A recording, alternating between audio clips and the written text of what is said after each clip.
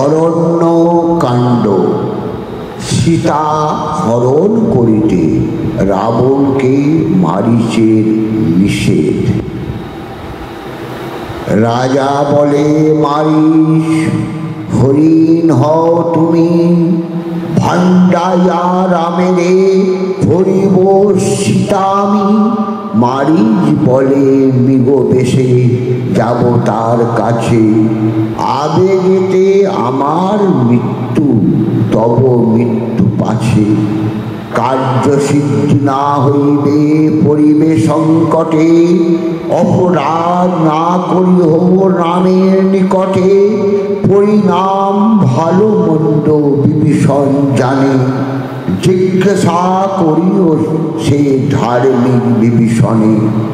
ধার্মিক তীর্যতা আছে বুদ্ধিতে পণ্ডিতা, যদি বলে আনিতেছে তবে আনো সীতা। নহে মনুষ্য রাম স্বয়ং নারায়ণ, নতুবা অন্যের কার এত পরাক্রম।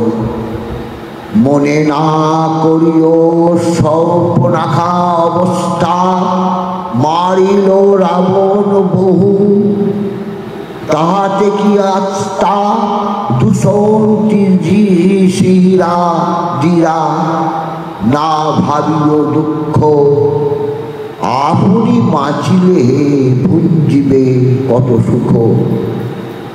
চতুর্দশ সহস্র রাক্ষস সেই মরে, সে বংশে মরিবে রাজা নারিবে তাহারে। তোমার বিক্রম জানি শুনো হে লঙ্কেশ্বর, শ্রীরামে তোমায় দেখি অনেক অন্তর।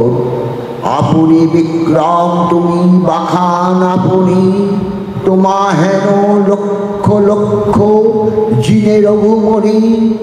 ছাড়িলাম ভারিজা পুত্র স্বর্ণ লঙ্কাপুরী, তপস্বী হইয়া তবু শ্রীরামের ডরি। তথাপি তোমার স্থানে নাই কোহেরান, পাঠাও রামের কাছে নাসিতে পরাণ। আমার বচন তুমি শুনো হে লঙ্কেশ্বর, সীতা লোভ ছাড়িয়া চলিয়া যাও ঘর। যত বলে মারিচ রাবণ তত রোষে, রচিল অরণ্য কাণ্ড দ্বিজ কীর্তিবাসে। নমস্কার, জয় শ্রীরাম।